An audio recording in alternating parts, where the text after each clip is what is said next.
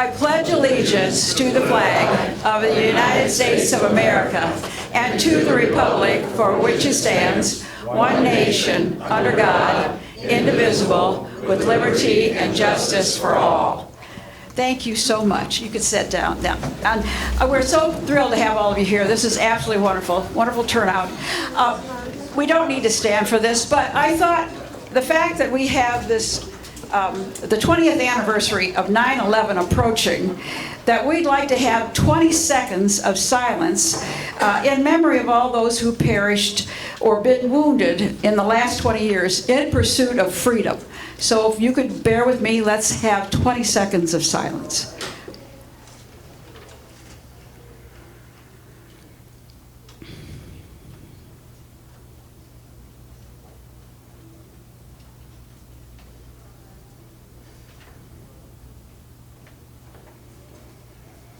Thank you very much. Okay. You have 2 seconds to go. I probably didn't do that very well. So let me say that first of all, we want to go ahead and have our representatives who are here tonight. So we'd like to have Zach. Is Zach here? Zach Bohannon, who's Warren Davidson's aide. You know Warren Davidson, of course, from the 8th District in the Congress. So thank you. Thanks, Charis. I'll try to be brief, as brief as possible tonight.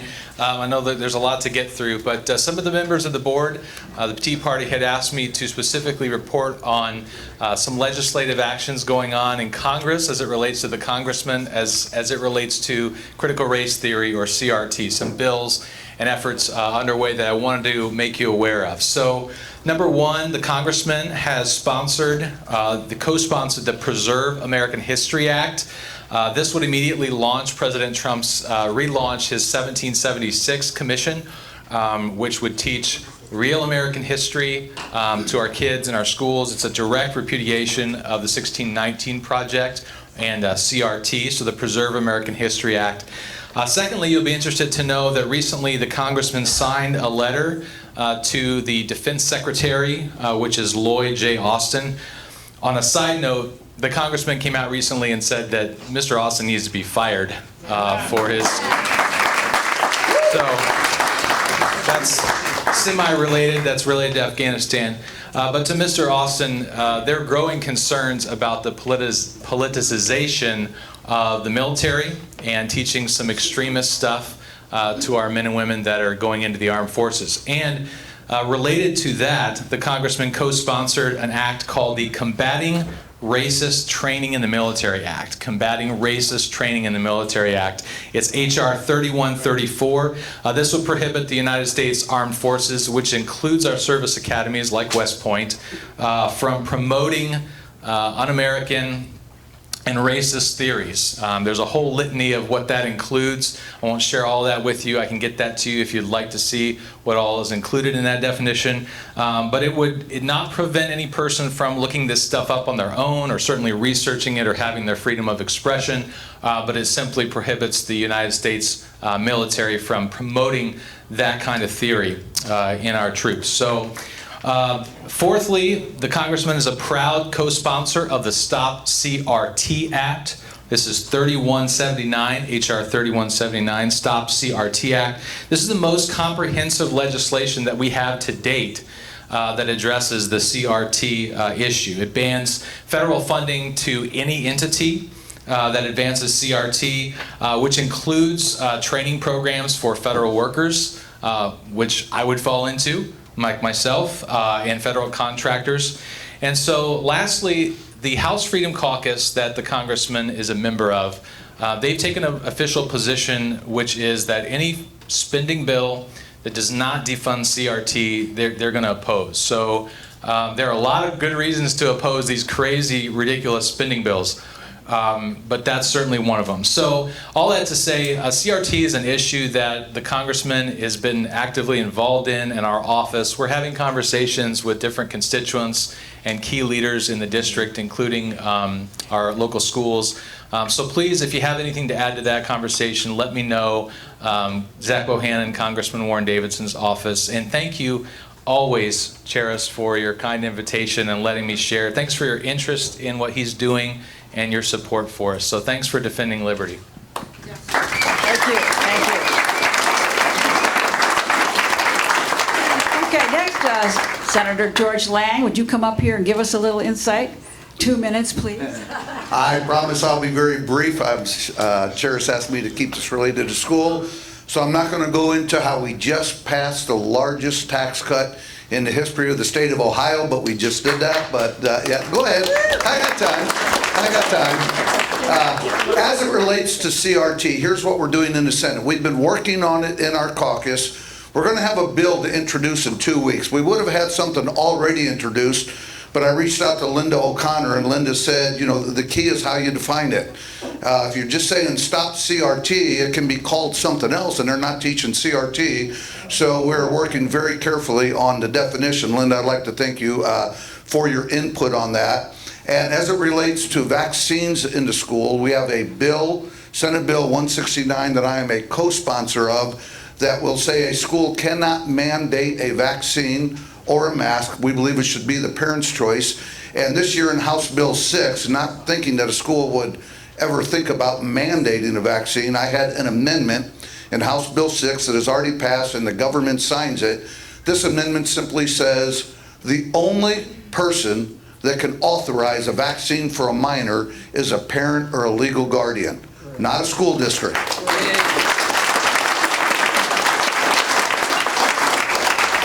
Not a school district, not the state, not a government entity, not even a religious organization. The responsibility belongs with the parent. Thank you. Great, thank you. Thank you, George. Yes, I think it was good. Okay, next we have Representative Jennifer Gross here, okay? From 52.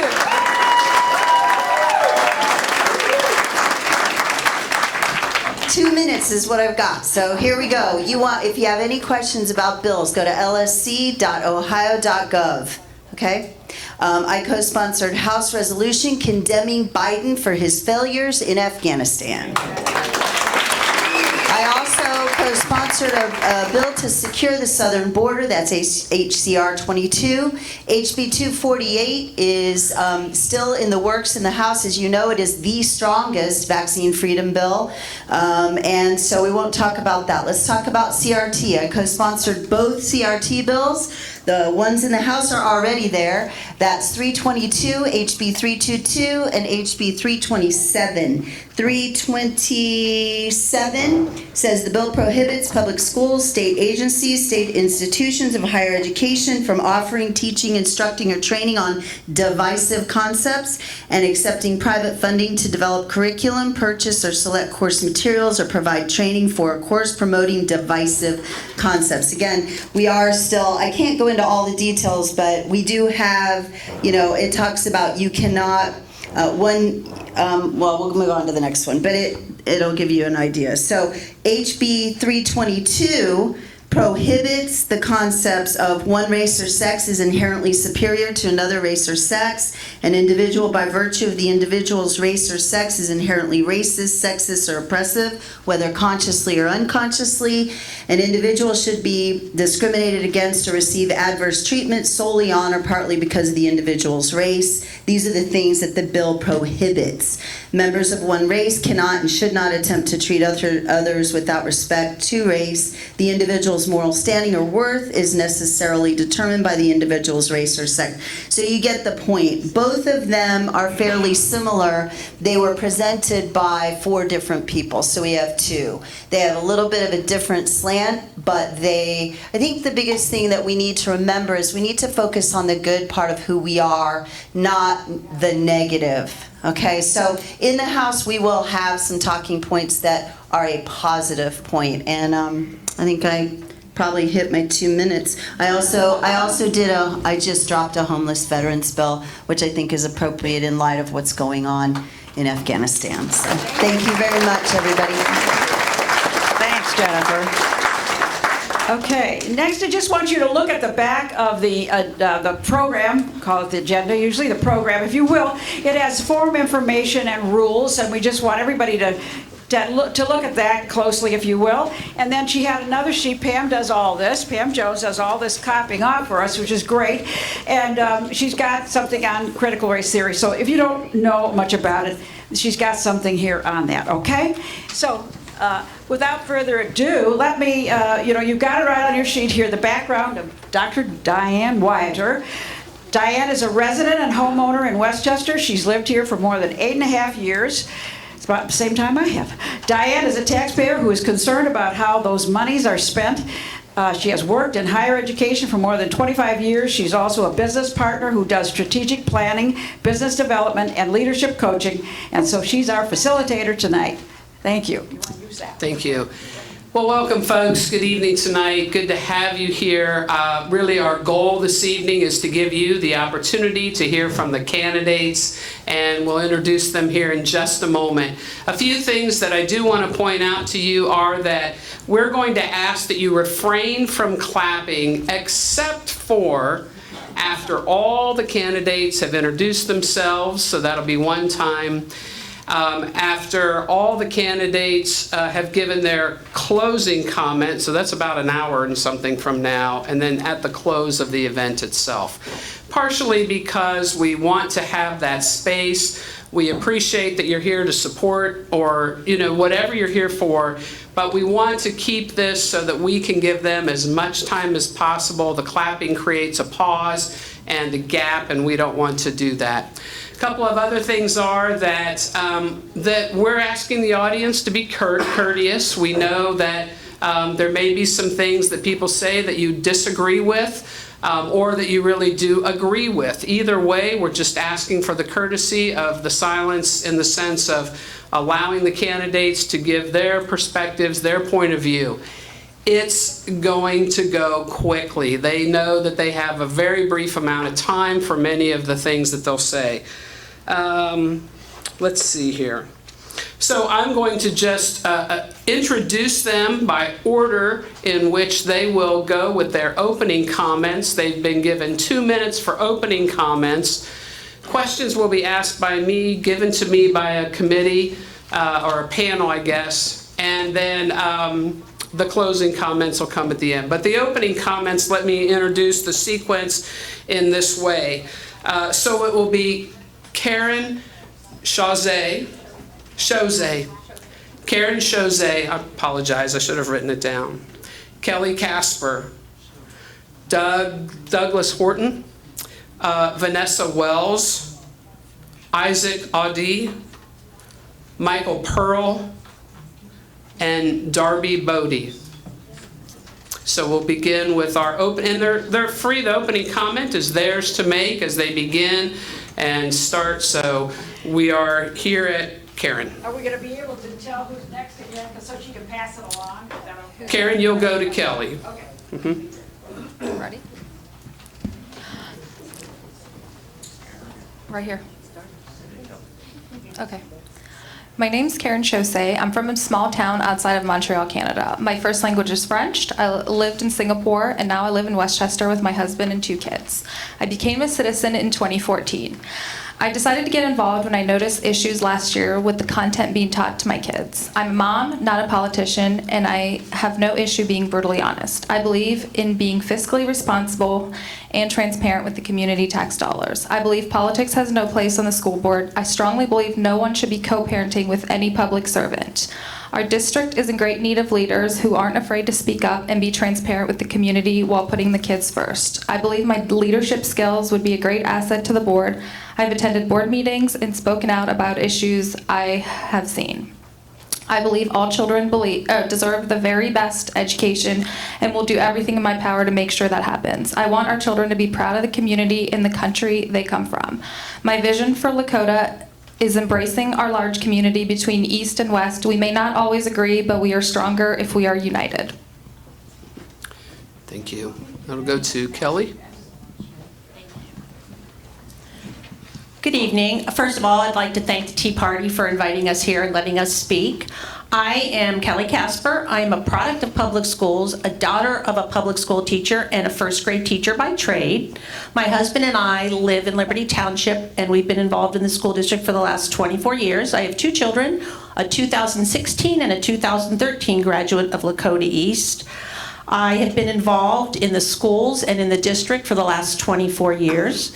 In the last 4 years as a board member, and under the leadership of our CEO and our CFO and my fellow board members, we have done a lot of great things for our kids. We've instituted all-day kindergarten.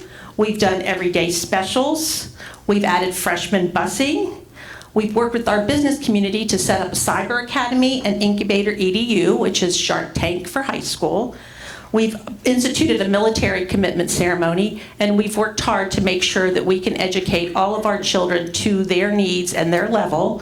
And I am proud to continue that tradition in the next 4 years.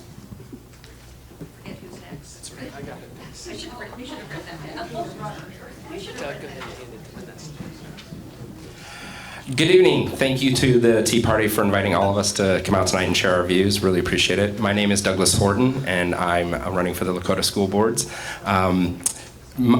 A decade ago, my family started their journey with the district, and Lakota a decade ago was a far different place than it is today. I think a lot of you in this room remember the finances were a mess, services had been cut, teachers were laid off, and most of our kids couldn't even bus to school. Since then, it's turned around, but my oldest daughter is a freshman at Lakota East, so her first day entering in kindergarten, she was the only one from her preschool who decided to enroll in Lakota. Everybody else ran away. But that's not what our family did. Instead, I got involved. I volunteered with PTSOs across all the buildings that my kids have been in. For the past 9 years, I've sat on the district parent council.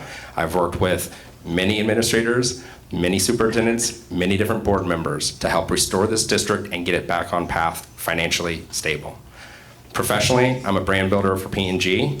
I help billion-dollar brands. I lead our sports marketing for brands like Charmin, Tide, Bounty, Gillette. I deliver our sports marketing programs. I work across a variety of stakeholders.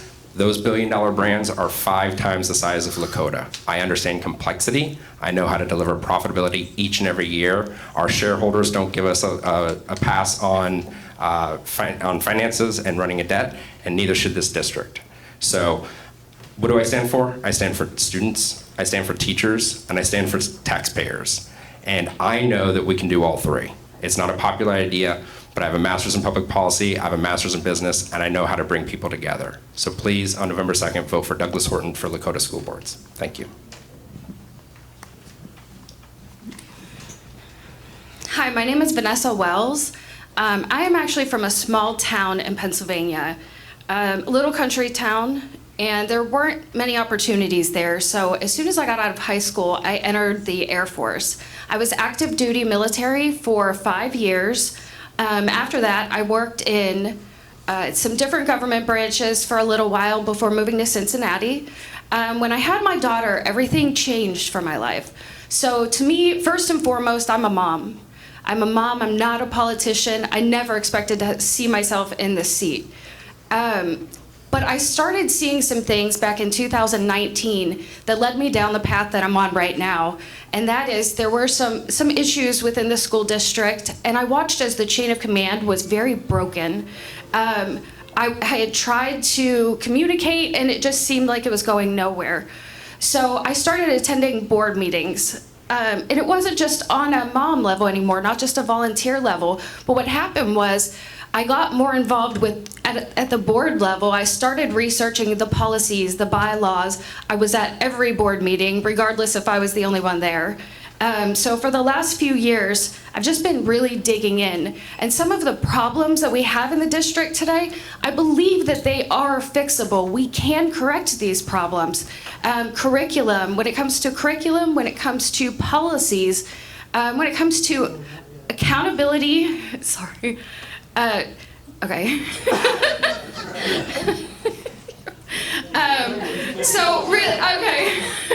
I stand for accountability, transparency, and responsibility. And I fully believe that I'm on the school board. I will do everything in my power to communicate with the community, with the parents, and make sure that we're all involved, make sure that we have fiscal responsibility and that we don't have levies, but that also that you know what's happening in the school districts.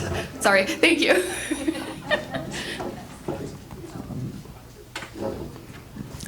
Good evening, everybody. Thanks to Tea Party for organizing this forum for us to speak. My name is Isaac Adi. I've lived in this community between 18 years. I moved into this country from Nigeria. The reason why I'm running for school board is because I came into this country 18 years ago. My kids, I have 3 children that graduated from Lakota School District, 2008, 2010, and 2016.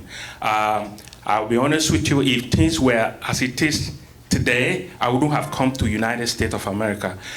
Our kids should not be involved in politics. There's no room for politics in the classes.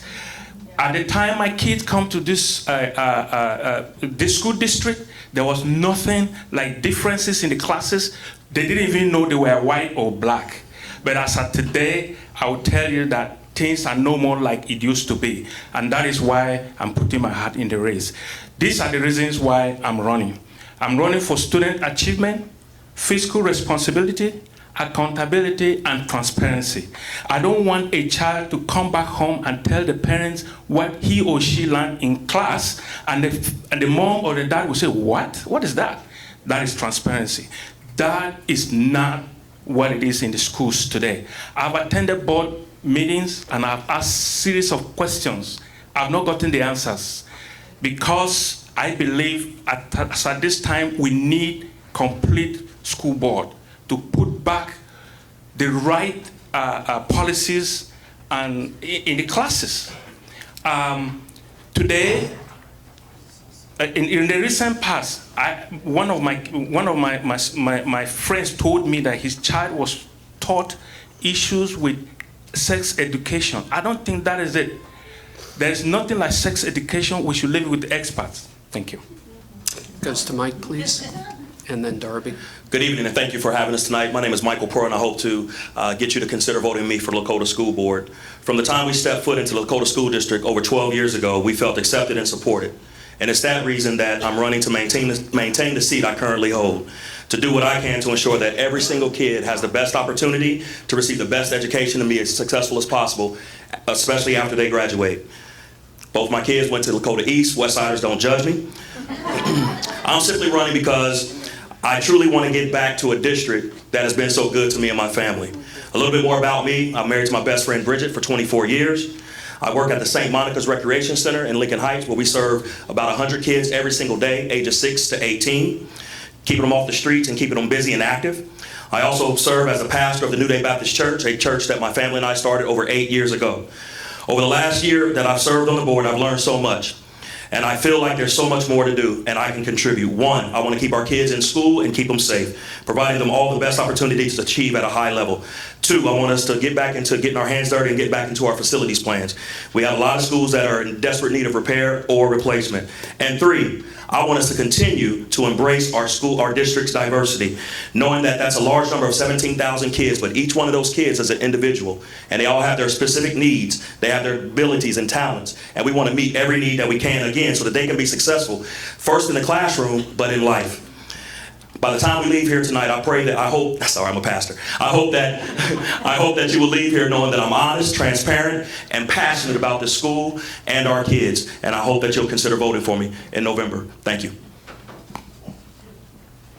Can I stand up? If you'd like, sure. Okay. Hi, my name is Darby Bodie, and I am married to a Marine. We have 4 children, and our son attended the East Freshman campus last year. So I am running for the school board for 3 reasons. First, I want to keep our children safe and free from destructive ideologies that are currently being implemented throughout the country. Second, I want to ensure that our district's top priority is our academic achievement. And third, I want to teach our children to love America as champions of liberty. I have been in retail for over 20 years. 17 years of those have been management. I have ensured that our profit and loss fell in line with the company expectations and managed multi-million-dollar businesses. I've also been working with Linda O'Connor and several others in the community to understand the fundamentals of the school board's financing and operations. I also realized the importance of getting involved in the local community and local government and our school system. So elements of critical race theory are currently in our schools. This is divisive and hateful for our children. We also need to teach the truth in biology that boys are born boys and girls are born girls, and boys should not be able to compete in girls' sports. Also, as a country, our failures are not unique, but our achievements are. We need to teach the greatness of America. And as a school board member, I will be transparent, have integrity, and ensure that our students' educational achievement is the top priority. Thank you. Thank you, folks, and you're welcome to greet them at this time.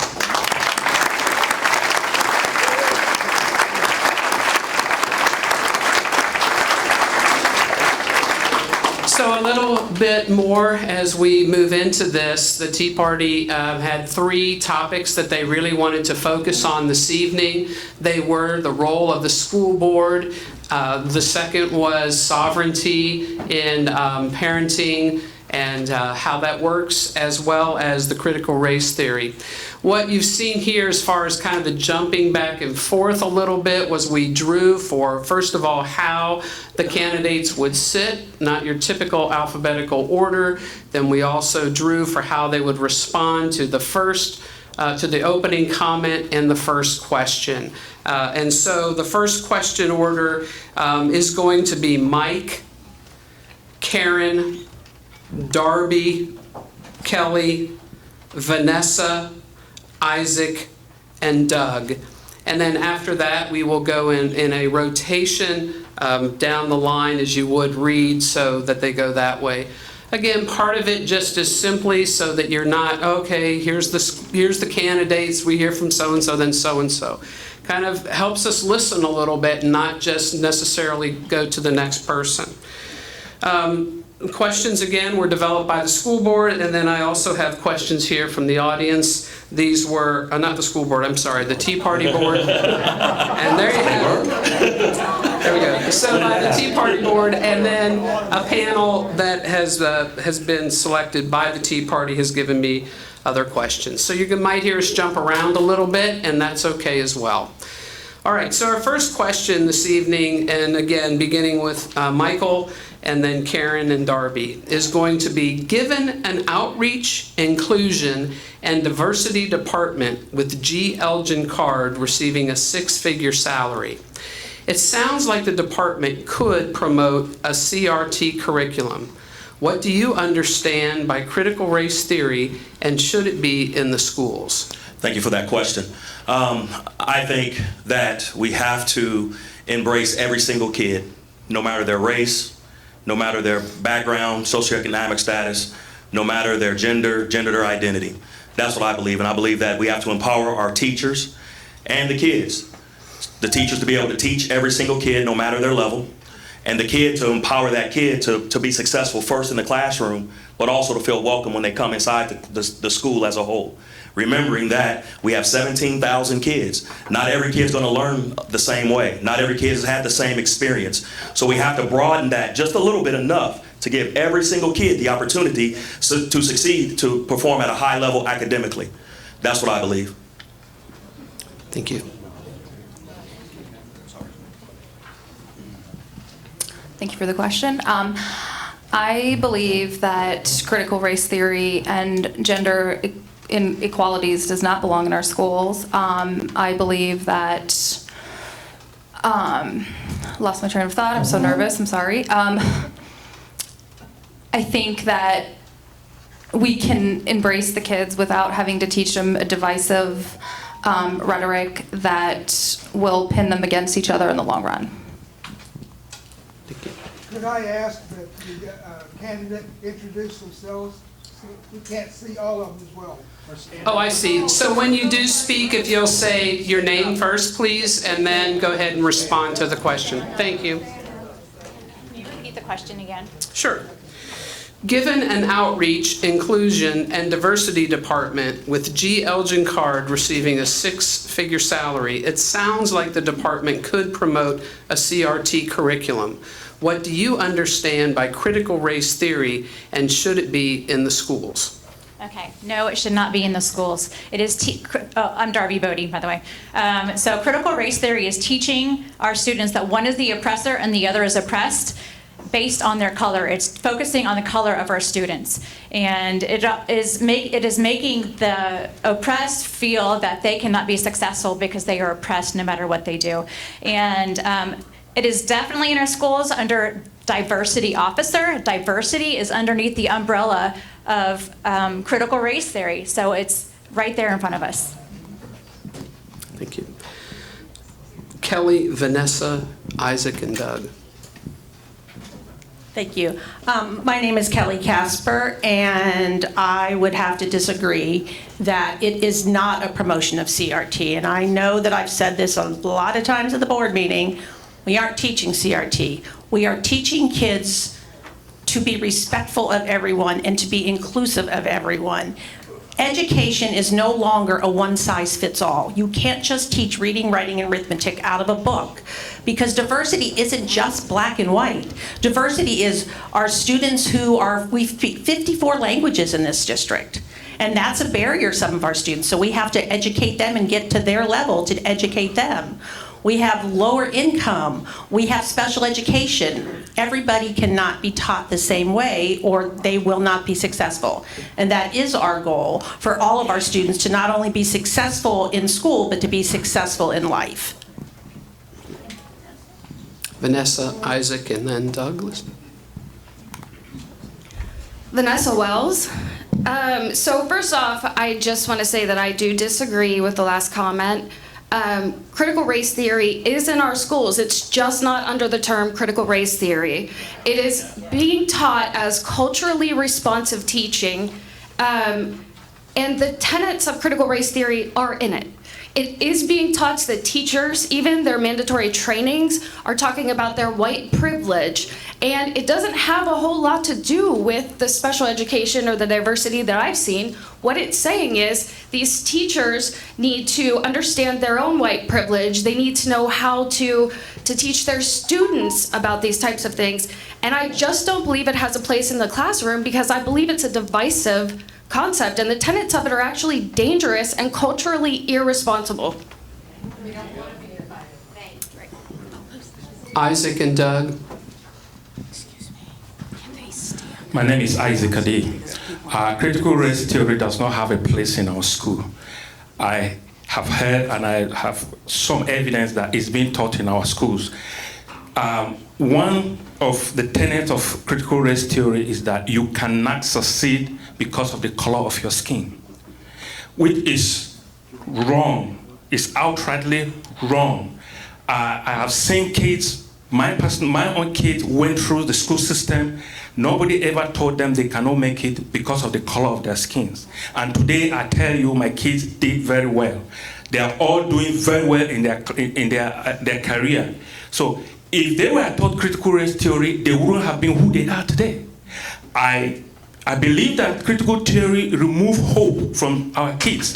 Because if you ask every child, what do you want to be when you grow up? They will tell you, I want to be a doctor, I want to be a firefighter, I want to be a police officer, I want to be this and that. But when you tell them you cannot make it because of the color of your skin, you are removing hope. And the Bible says in Proverbs chapter 13 verse 12, that hope deferred make the heart sick. Time.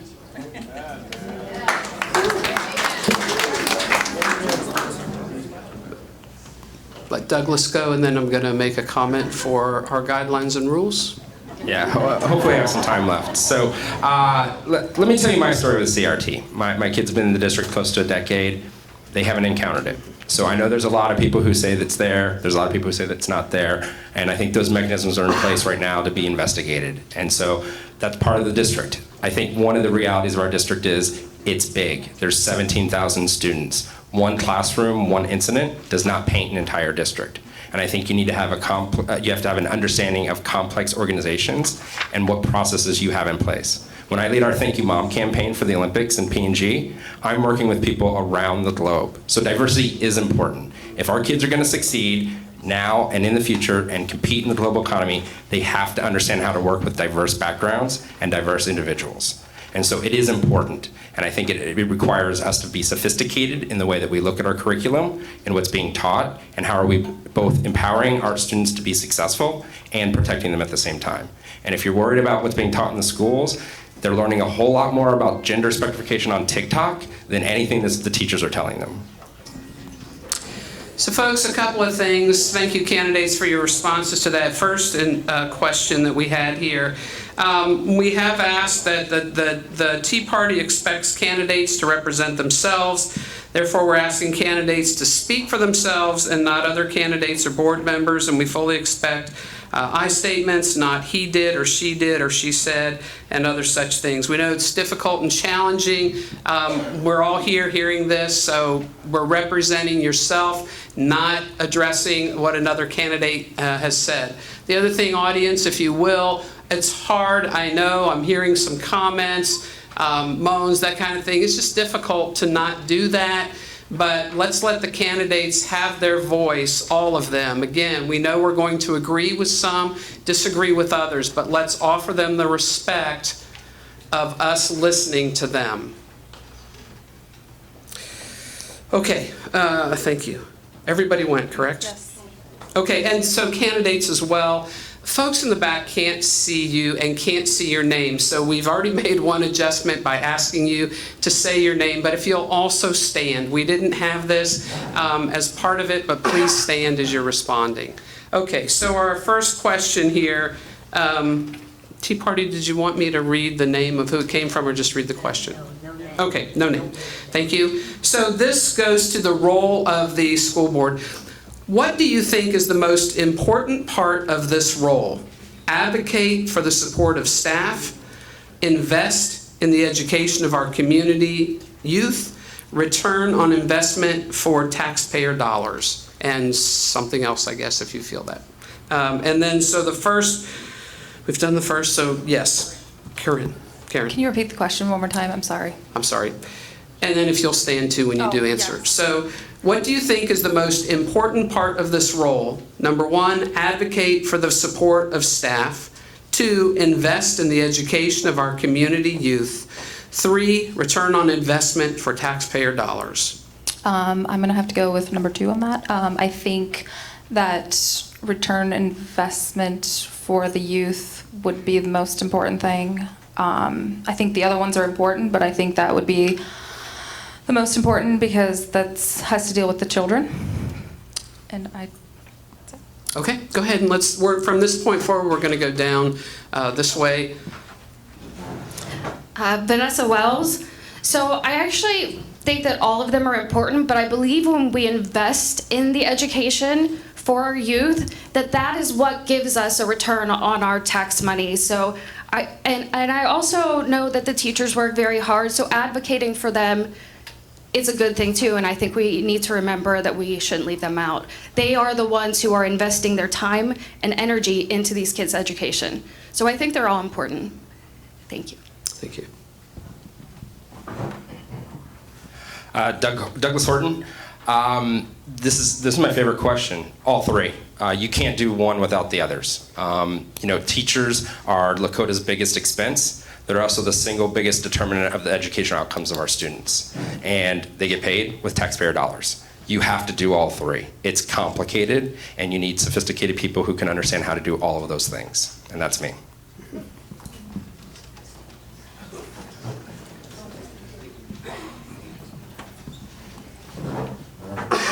Kelly Casper, agree with everyone. They are all 3 important, and they are all 3 should be paramount. However, the duties of a school board member, the school board has 2 responsibilities. They hire the superintendent and the treasurer, and they make and enforce policy.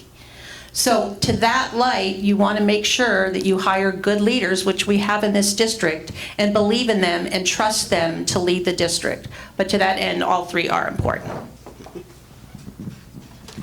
My name is Isaac Ade. I believe that return on investment for taxpayers, and also invest in the education of our community's youth. These two are more important because already we have the student union, the unions fighting for the staff. So we need to invest on our youth and let the community also see the impact. Because when the future of every country is their children. If we don't invest on these kids, instead divert our attention to other things, we're going to build a nation that tomorrow we don't have a country. Darby Bodie. I think the most important is the education of our youth, and then the others will fall in line right behind it. And I think that's ultimately what we're here for, is the students and their education. And the teachers will then fall in line with, what was the first one? Sorry? Yeah, they will fall in line with advocating for the students. And the investments will also support the students and their academic achievement. Thank you. Michael Pearl.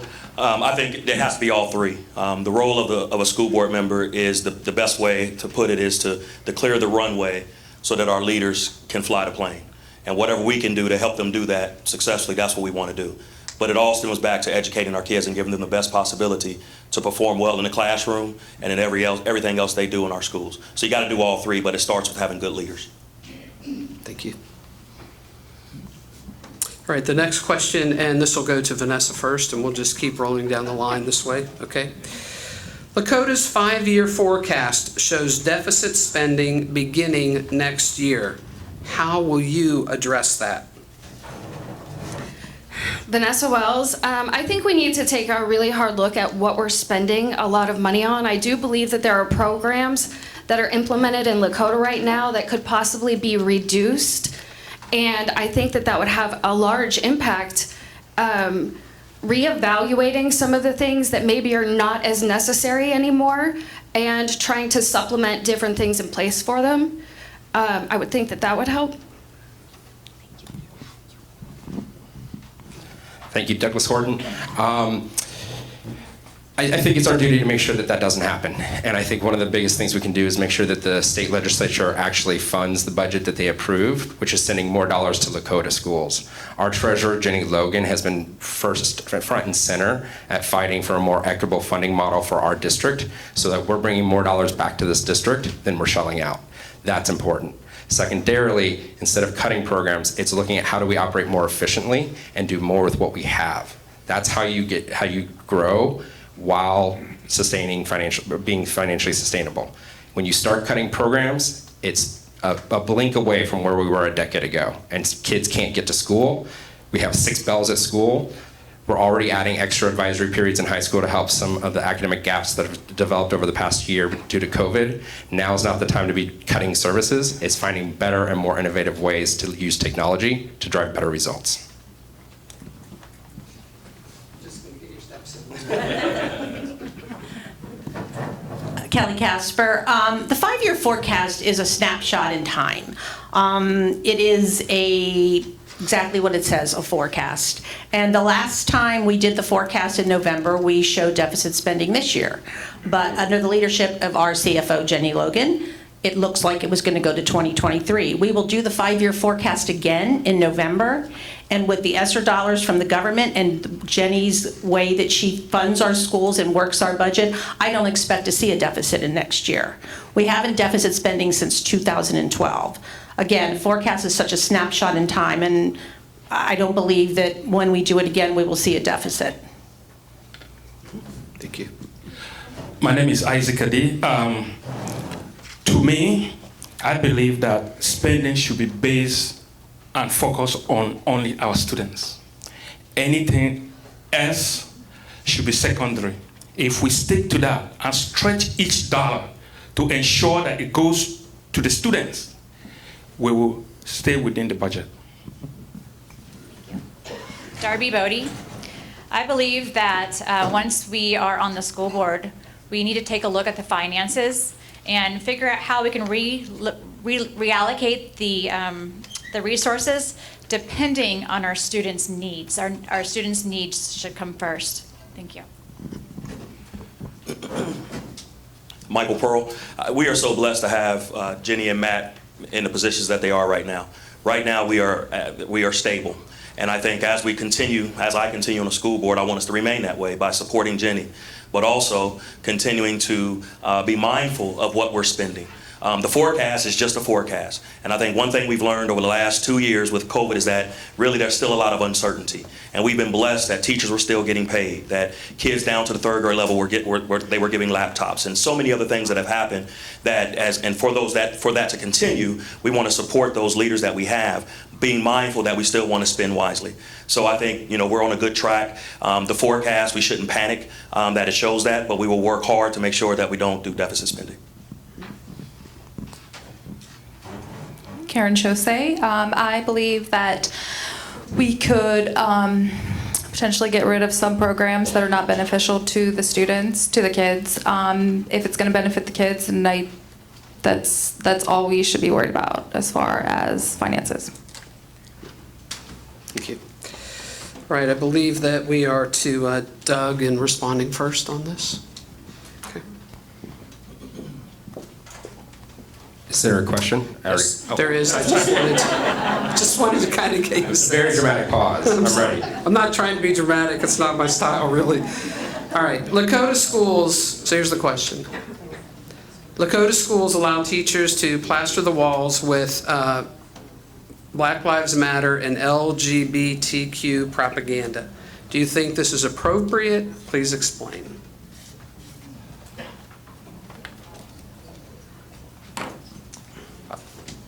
Sorry, Douglas Horton. I believe there's a lot of expression that happens in our schools, both within the schools as well as outside of the schools. And I think that it's important that we have the right systems in place. We have policies and procedures with the teachers union in order how to handle if anybody steps out of line. These subject matters, our kids are discussing them, our teachers are discussing them. You can't turn a blind eye to that.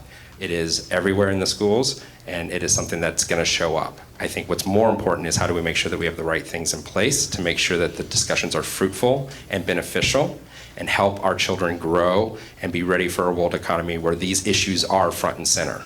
I know we want to protect them. I know we want to keep them safe, but they do need to operate in the world, and this is the world that we live in. Thank you.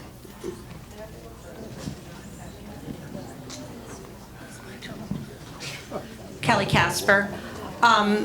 We have 1,000 teachers in our district. We are bound by curriculum and standards from the state of Ohio, and we implement those standards with guidance to our teachers.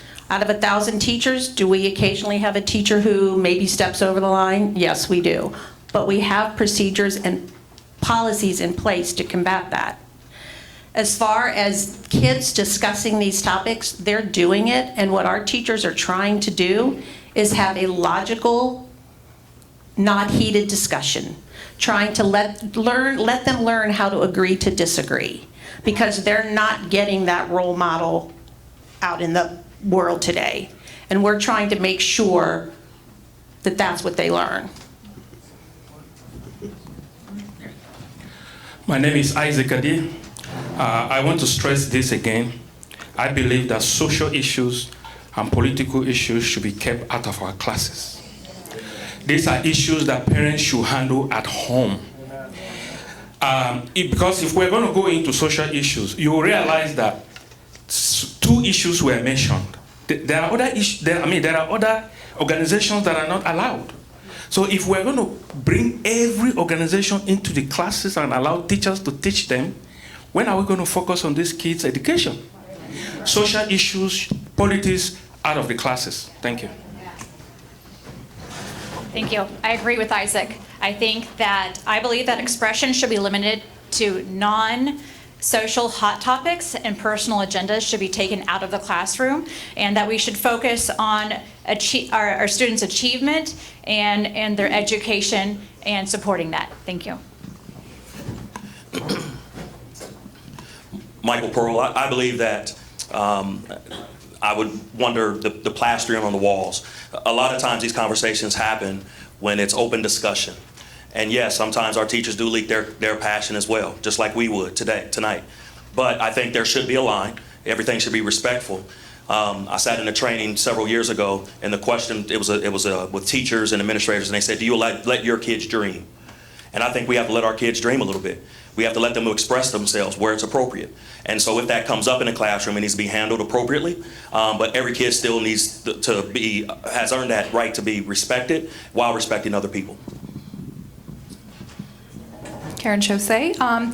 I don't believe it needs to be in the classroom. I think the only flag that should be in the classroom is the American flag, because that represents all of us. And I don't believe that it's an educator's job to teach our children about social issues. That's my job as a parent, or anybody else's job that has a child in the classroom. Vanessa Wells. I think it's really important to remember that each of these kids is an individual, but when it comes to sexuality or social justice issues, it's not necessarily an individual thing. This might be something that they're also seeing on TikTok, and I don't believe that it belongs in the classroom being taught, only because of the simple fact that some teachers may be able to have a conversation and an open communication forum with the kids and have a balanced approach, but I don't know that that's happening. And if we can't monitor or have some type of idea what these teachers are teaching, then I believe it needs to only be taught by the parents. And I think that kids do have role models. They have role models at home. It's their parents, and that's our job to do. Thank you.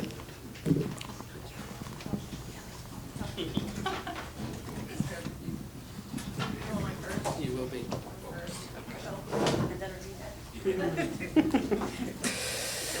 Hey folks, thank you very much. I can hear the silence, and this is allowing the candidates to speak. We're going to actually be able to get in more questions than we originally thought we would, so I really appreciate that. Thank you.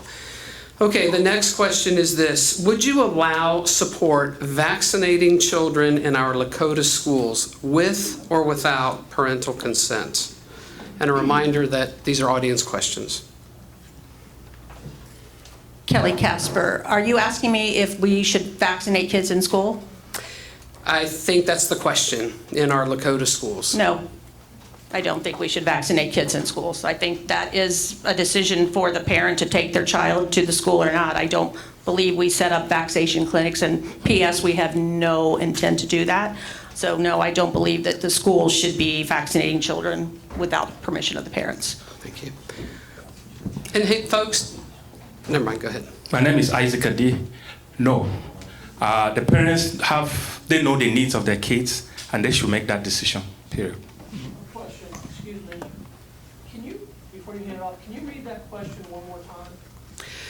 Would you allow support vaccinating children in our Lakota schools with or without parental consent? So my interpretation seems to be along the lines of what they're I was asking. just curious, so it's not asking if the Lakota schools should require vaccination? Is that not the question? No. That's not the question. Okay. Thank you. All right, and I agree that we should not have the vaccination clinics in the school. That is up to the parent and their doctor. Michael Pearl, absolutely not. Although I am vaccinated, that was a choice of mine, and I believe that's up to the individuals.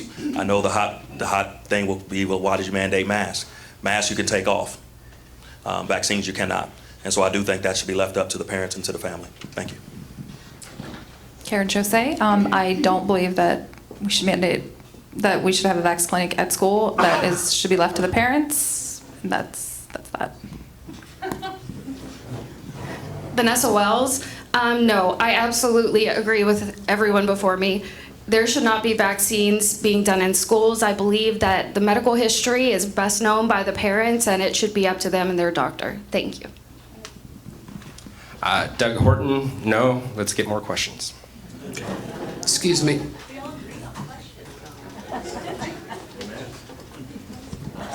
Oh, man.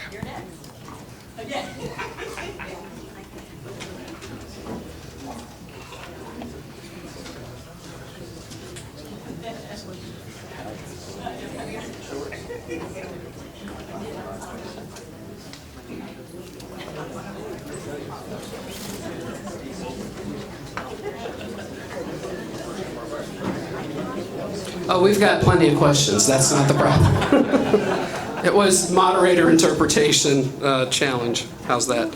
All right, so yes. And folks, too, I know I'm asking the questions, but feel free to respond to the audience if you know, in that direction.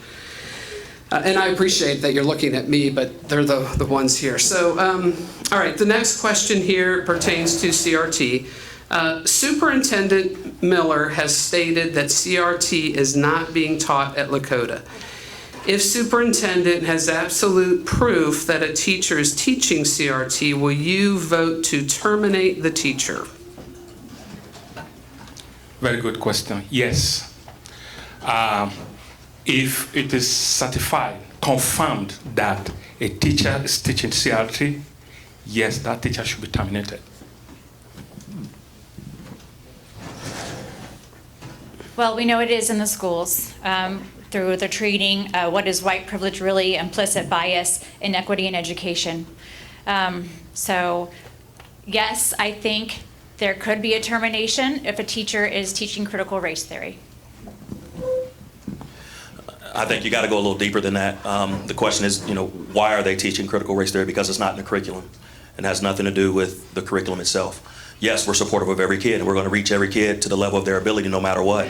I think I would lean on Mr. Miller on that, and I would trust him with his judgment. Obviously, there needs to be something done. What exactly today, I don't know what that is. I think he would investigate, he would talk to, and then go from there, and I trust his judgment. Thank you. Karen Chose, I think the teacher should be terminated. If it's not part of the curriculum, why are they teaching it? And it is being taught in our schools, so yeah, they should be terminated. Vanessa Wells. First, I believe that the school board needs to have a conversation open and in public about what critical race theory means to them. And then I believe before we would fire a teacher for teaching it, that there needs to be rules so that they can see if this is in your curriculum and you're teaching it and you're not supposed to because our policies and bylaws say that, then you could be terminated. But I think that first, as a school board, it needs to be made clear. Douglas Horton. I believe there's a lot of processes in place to deal with teachers on a variety of issues where they get out of line. And I think it's important to realize that that's been negotiated with the teachers union and that needs to play out. So I think those mechanisms are in place. That as a school board member, that would be one of my jobs, is to make sure that we are following those processes, regardless if it's CRT or any other subject matter that is not in the curriculum and diverging from the curriculum that we've agreed to. Having said that, I do want to make sure that we're focusing in on the rest of the curriculum. It's not just about CRT, it's about how do we have the best delivery of the curriculum across the board. And so we should be focusing on teacher performance as well, and how do we make sure that that is the best possible? How are they rewarded? How do we grow? How do we talk about more subject matters? That's important in this discussion as well. Thank you. Sorry. It's going here, I believe. Oh, you didn't? How did that happen? I didn't answer. Oh, okay. I'm so confused. No, okay, there we go. No problem. Yes. Kelly Casper, and I've already forgot the question. Okay, I can ask it again. So the question was, Superintendent Miller has stated that CRT is not being taught at Lakota. If Superintendent Miller has absolute proof that a teacher is teaching CRT, will you vote to terminate the teacher? Since it's not part of our curriculum, I would have to see proof and understand, again, what the teacher's thinking, what their thought process is, and why they're teaching something that isn't in their curriculum.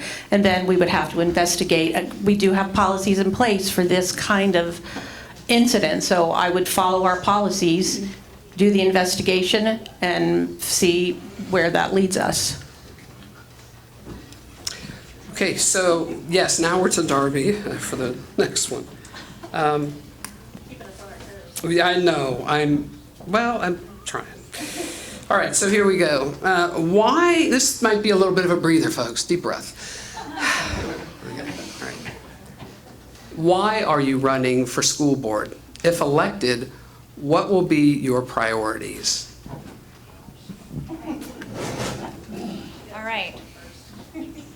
Well, I am running for the Lakota School Board because I see where this nation is headed.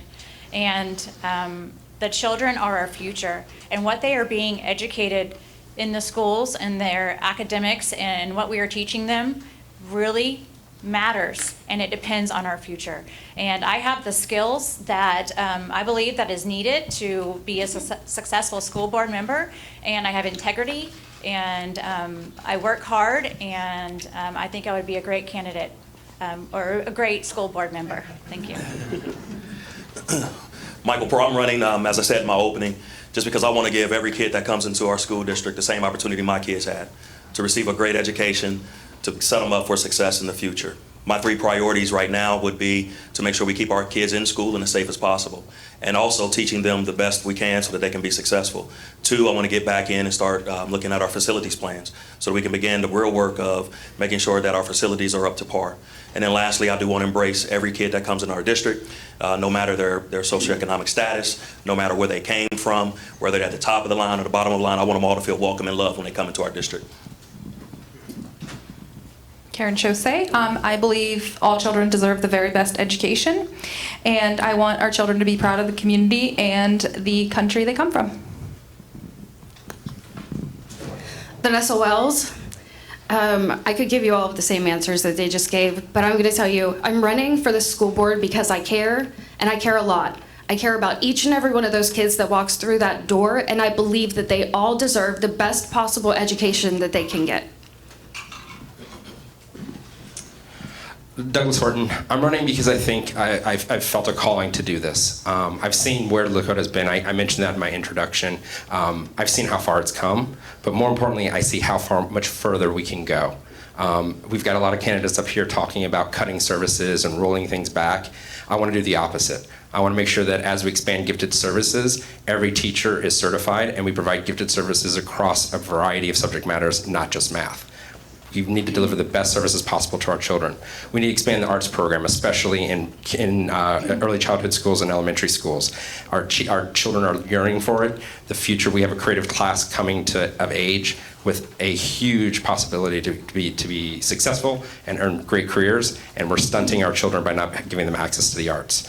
Additionally, I want to expand access to athletics. We have 2 big high schools, and so many kids are forced to drop out, especially girls, because there's not enough opportunity to them. We need to expand that and make sure that we provide the best for our children.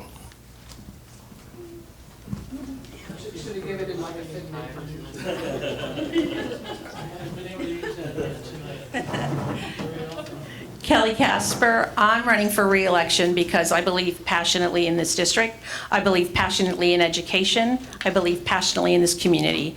I want to continue what we've started 4 years ago. With the programs we've added, I want to try to get us through this pandemic with our kids still intact, being safe, being in school and learning. I want to make sure that we prepare our kids for the future, not just for college, but for whatever enlistment, entrepreneurship, or the workforce. I want to make sure that we continue, and I think we can all agree up here that we want what's best for each and every student that walks through our door each and every day.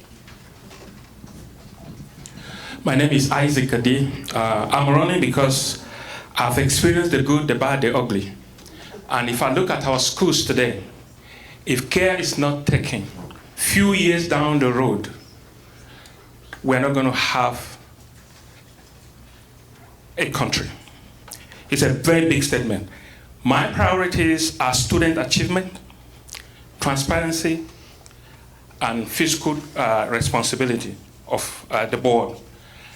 We need to take away politics and social issues out of our schools. From what I'm hearing and from every board meeting that I attended in the past, we are only talking about social issues, talking about things that is not focused on the students and the children. So I'm running because I want to share my experience that we need to go back to the basics and focus on our children. Thank you. Let's thank the candidates for that response. We appreciate that.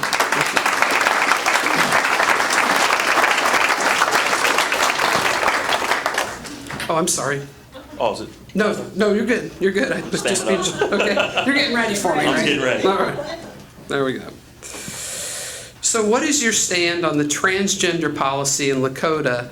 And are you in favor or against using pronouns other than what a child was biologically born?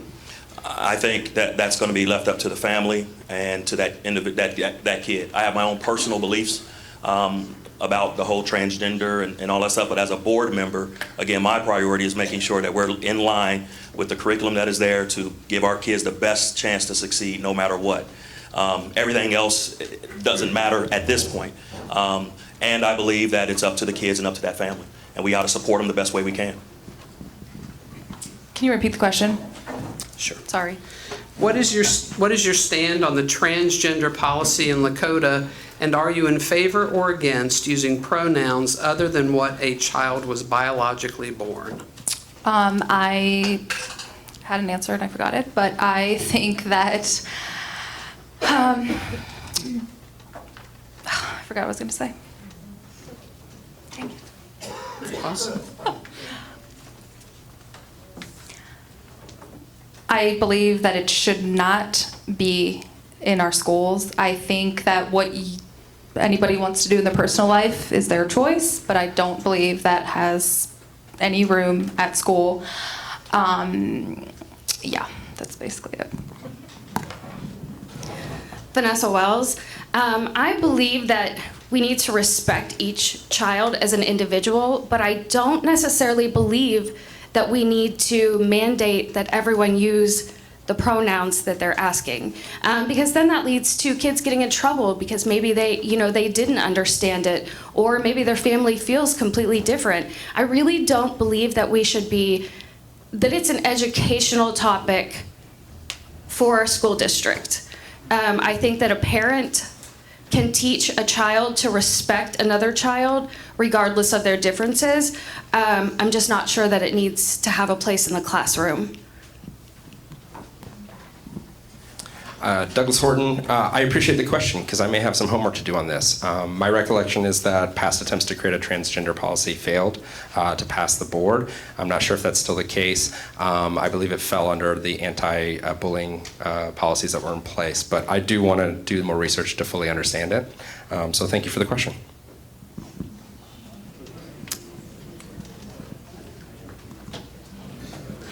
Kelly Casper. I think our job as board members and a school district is to educate every child. And if that child is more comfortable having their pronouns the way they want to dress, I don't see how that's a big issue. It's not like we're mandating that everybody has to choose a pronoun. But if there is one student who's going to feel more comfortable in school because of that, then I don't see a problem with it. My name is Isaac Adi. I am so confused about pronouns because I keep saying this, that I come from a different country and I came to America because America is a great country. So I know biology is X and Y chromosome, and male and female. So I don't know what the issue of pronouns should even come to school. Kids should be taught maths, science, history, education.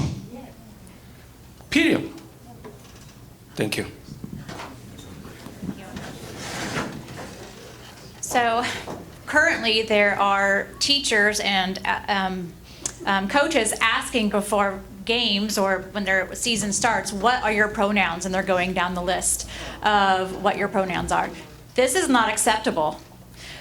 We do have an LGBTQ community. They are children, and we should treat them like respectfully. We should treat them respectfully. And I think if one person wants to be called a he instead of a she, I think to respect that child's wishes, yes, but it should not be throughout the whole school system, shoved in their faces, talked about it constantly. This is 1% we're talking about.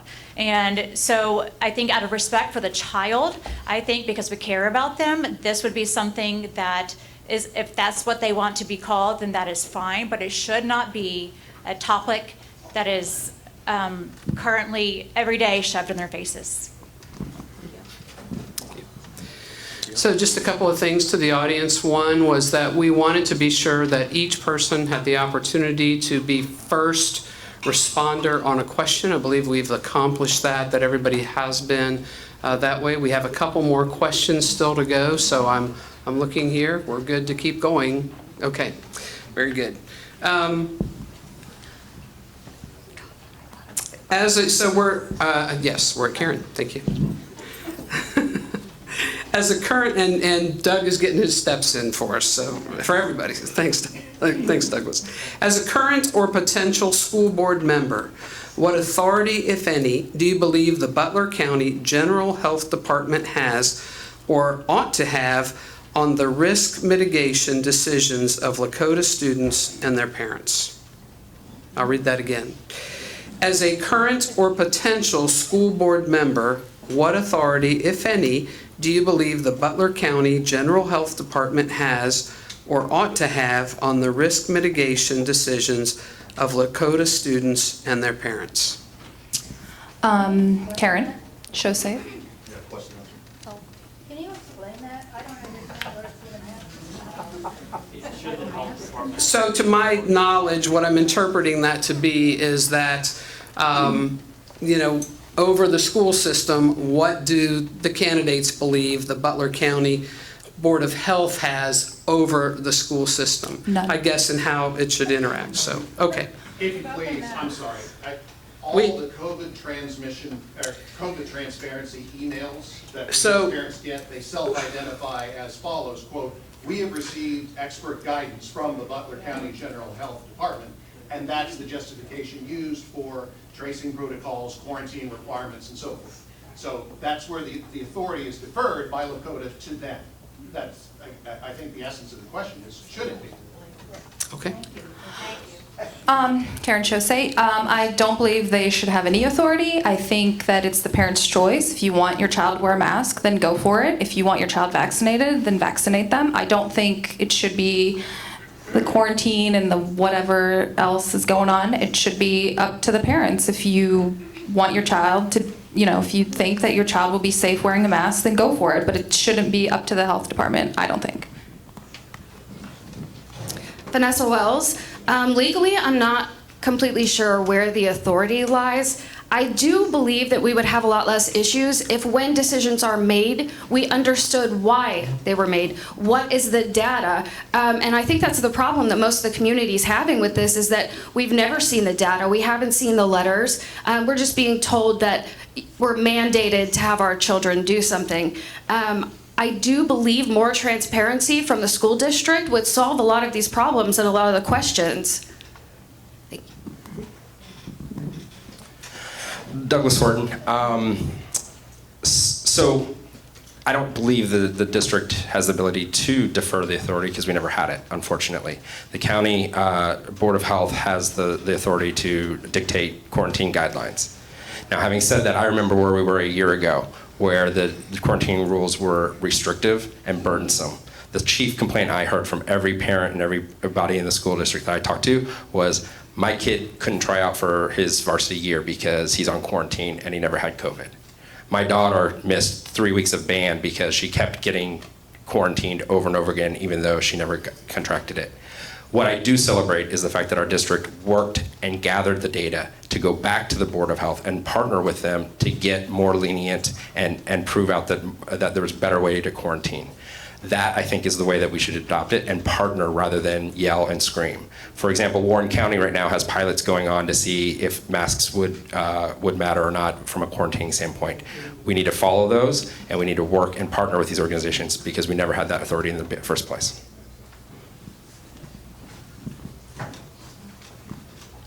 Kelly Casper.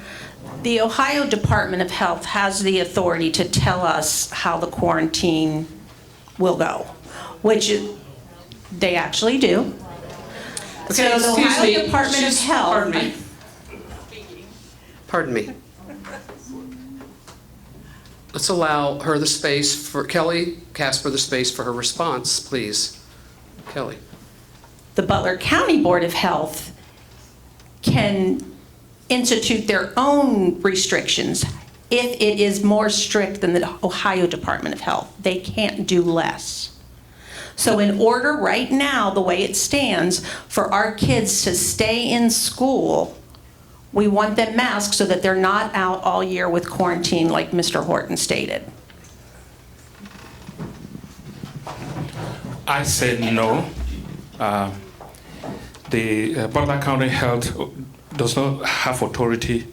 The authority should be left to the parents and the doctors of these children, because the parents know better about the health of their children and their own doctor.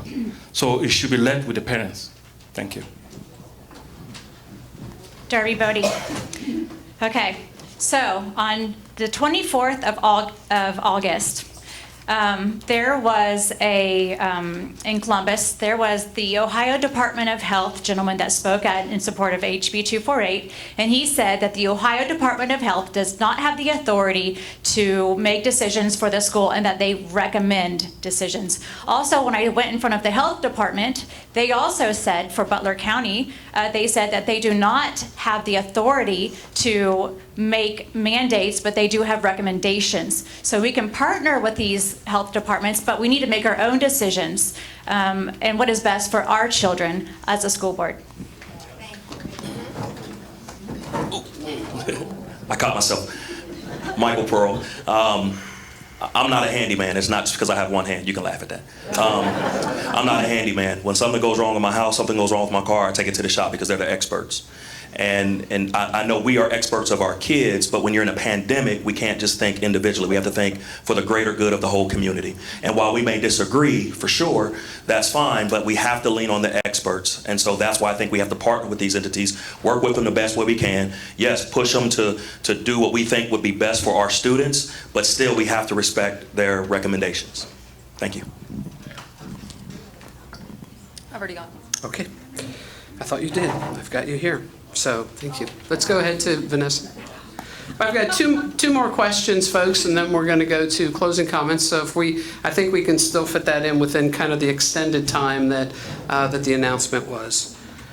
So here's the question. Anti-white and anti-Western activist curriculum has permeated our schools for decades before CRT came about.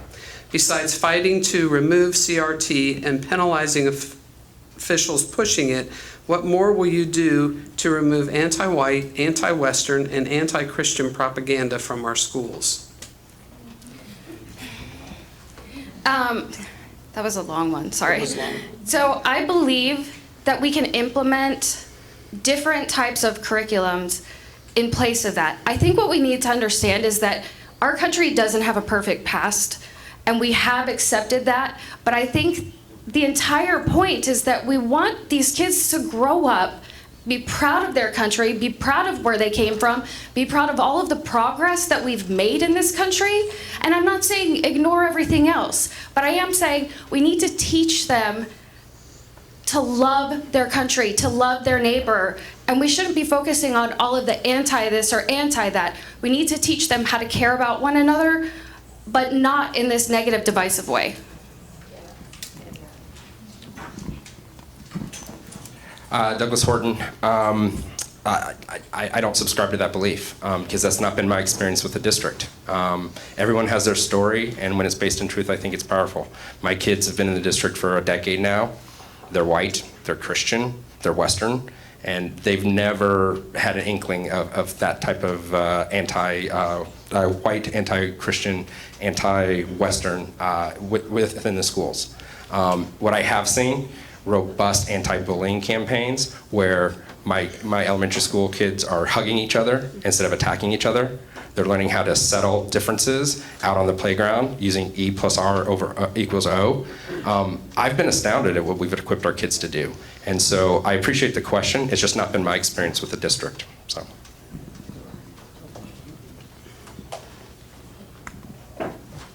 Kelly Casper, I don't believe any of that is in our curriculum. I am not the curriculum expert. We have an executive director of curriculum for that, but I have not seen that. As far as you know, my kids went through Lakota. 2 of them were in the Christian Fellowship of Christian Athlete group. They did Young Life. So I don't see where there's an anti-Christian, in our curriculum. My name is Isaac Adi. Again, I want to say this. We adults are complicating issues. We are focused on so many things, and we're bringing into the lives of our kids. If you bring 2 kids or 3 kids from different culture, different languages, different race, they can't even communicate with each other, and you put them in this room, by the time you spend 5 minutes and come back, even though they can't speak one language, they will find a way to play, and you see them united, enjoying themselves, even though they cannot communicate. We are busy bringing anti-this, anti-that around us into the schools. And that is not helping our children. We should be focusing on educating our children than focusing on things that divide us. Disparity is strength. If we can make use of it, we'll continue to be a great nation as we used to be. Thank you. All right, Darby Bodie. So I think as a school district, I think we definitely need to focus on the children's academics and ensuring that we're teaching the truth in history. We can't erase our past, but we can learn from it, and erasing it is not doing our children any good. We need to ensure that the founding documents are being taught in our children's education, and I'm a big proponent of 1776. It teaches our flaws, or it teaches our mistakes, but it also teaches how we overcame them. And I think we need to teach truth in our school system. Michael Pearl, I think we should be teaching the truth. I think anti-white shouldn't be in the school, just like anti-transgender shouldn't be in our schools. Because when we begin to do that, what we do is isolate instead of uniting. And I think that's what we need to do. We need to really come together on common ground, and that is, how do we educate our kids and be the best district in the state of Ohio? And that's why I'm running, so that I can help be in that, and be more inclusive with everybody, even those that disagree with me. How can we find common ground together so that every single kid, whether they're white, just because we say diversity, we say inclusion, we're not attempting to exclude anybody, including our white students. So we shouldn't be teaching that if it is there, because we shouldn't be teaching anti-transgender. We got to teach every kid to the best of their ability to be the best that they can be. Thank you. Karen Chose, I agree with what Darby said, what Mike said, Michael Pearl said. As far so yeah, you're making comments about yourself. Sorry, I think that CRT is being taught in our schools under cultural responsive teaching, and I don't think that's smart. I think that we should bring back the 1776 project and teach the truth, and I don't think that we should be divisive under anything. It shouldn't be in our schools. If it is, it's wrong. Okay, our final question, and then the candidates will move into their closing comments. And this is going to go, I guess, that's where we're rotating here. So, what are your thoughts about educational choice?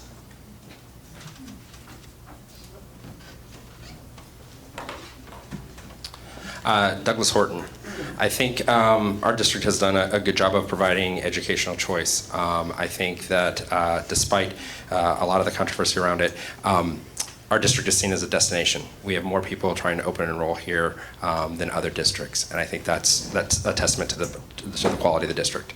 I think our district has also innovated to allow other options, virtual learning, remote options that have been able to embrace a variety of students.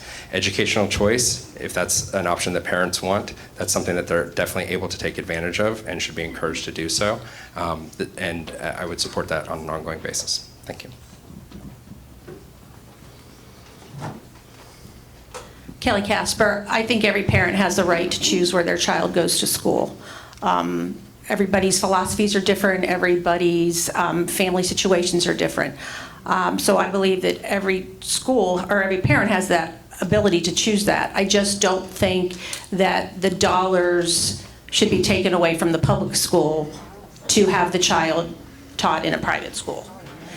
So they should just figure out, the public dollars, there's only so many of them.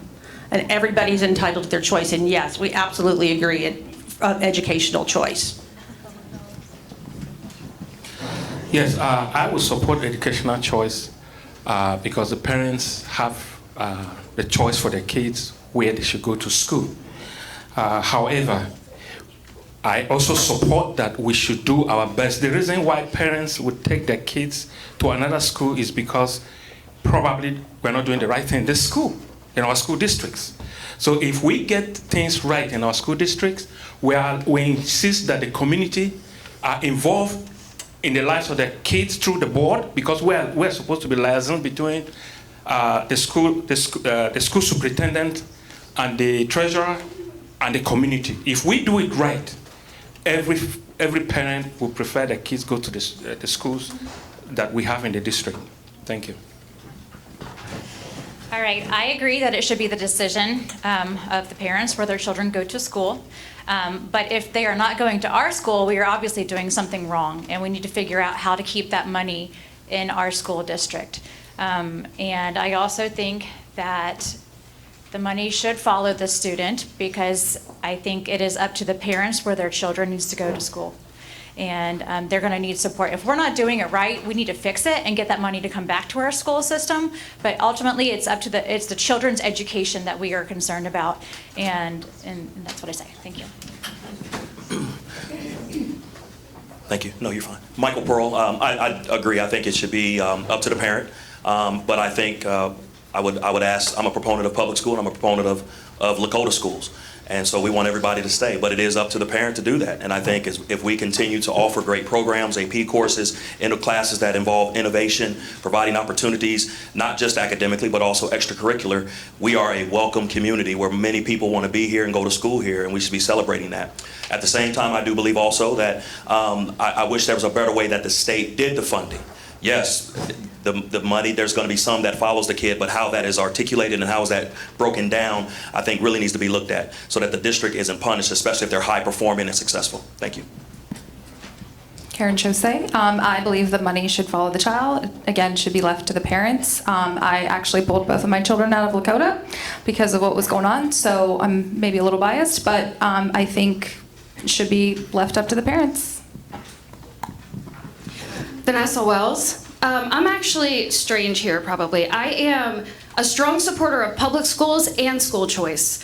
And I know in the past Lakota has talked about school choice at board meetings, and it seemed to me like there was a fight to lower the standard to where the Lakota schools were no longer school choice eligible.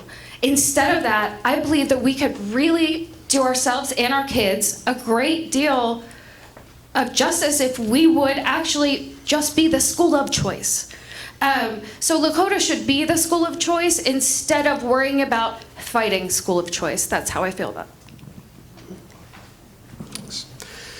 Okay, we are going to move into final comments, and just as we did with opening comments, we drew for the order on that. So folks, here we go. It will be Douglas, Kelly, Darby, Karen, Isaac, Vanessa, and Mike. So, and then there's 2 minutes. 2 minutes for the closing comment. Douglas Horton for Lakota. Thank you for the opportunity to come and talk tonight. I think this was a really interesting discussion. You've had a lot of candidates up here talk about a lot of issues. And I was struck by a lot. Surprisingly, the lack of specifics. Everyone up here is going to tell you that they're financially conservative. Everyone up here is going to tell you that they love children. But very few had anything to back up how that was going to happen or how they were going to implement it. I think I, on the other hand, articulated my vision for the district, an expansion of services for our students so they can have better educational outcomes, support for our teachers so that they're equipped to deliver those services and help our children thrive in the global economy, helping keep our children safe and secure in our buildings, and doing it all in a way that it doesn't come at the back of the taxpayers of this district. And so with that, with my executive experience for over a decade with P&G, I know how to do this because I've been in the schools. I've been there for 10 years. I've been working with the school board for 10 years on the district parent council. A lot of the other people up here cannot say that. I appreciate that they're trying to learn, but the job starts January 1st. And so on November 2nd, when you elect me to the school board, I will promise that I will be ready January 1st to start working for this district. Thank you very much.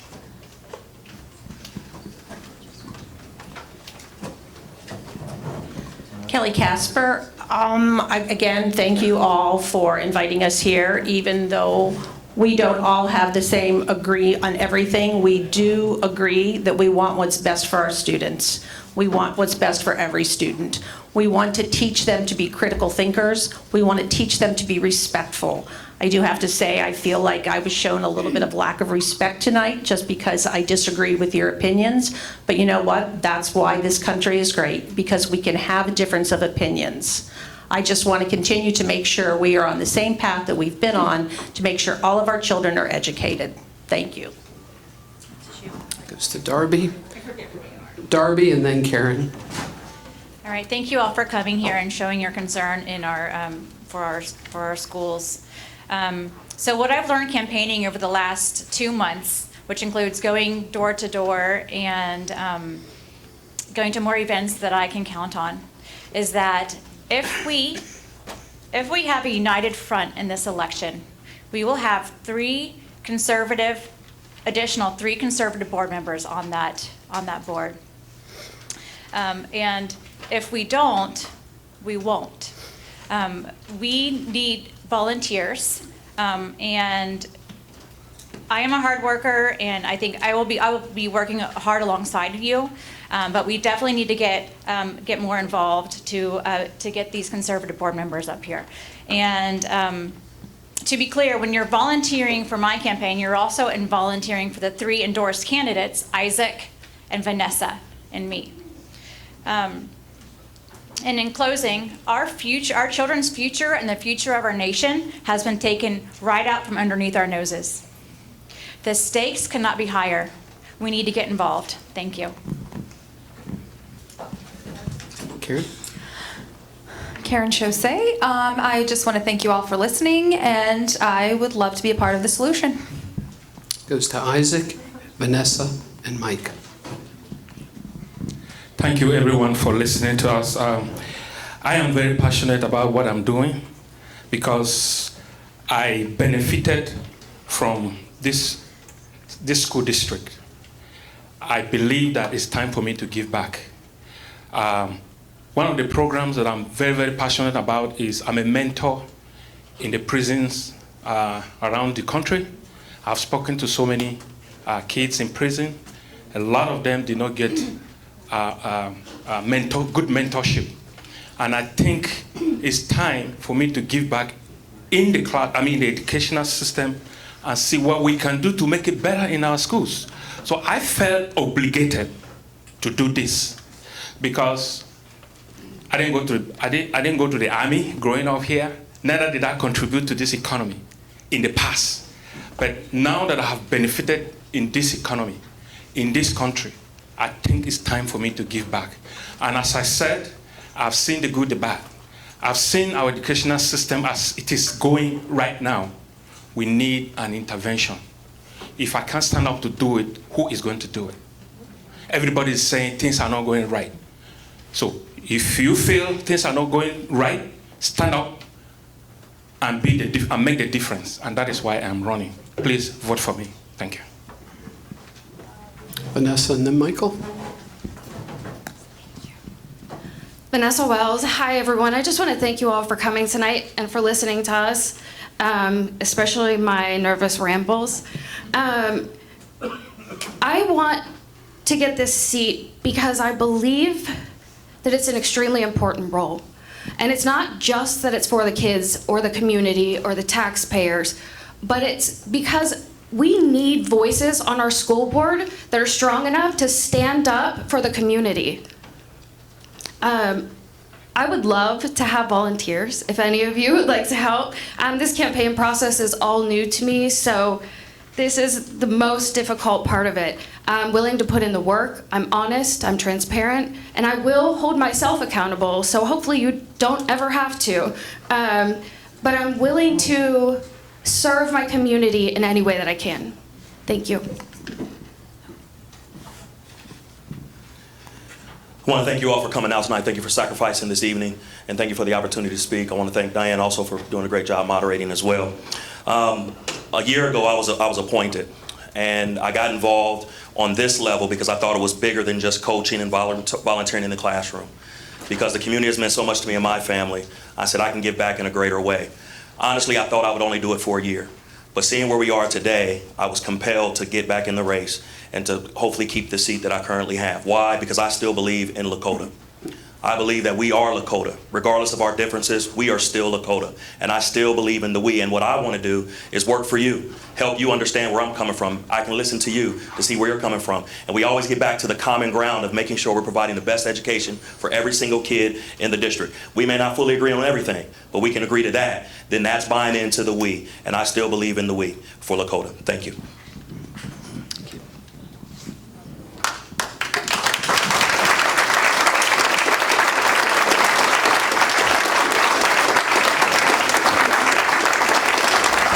Yes, as we thank the candidates, I'm just going to ask them to please stand, and let's thank them for their time, for their commitment to the community, for their efforts.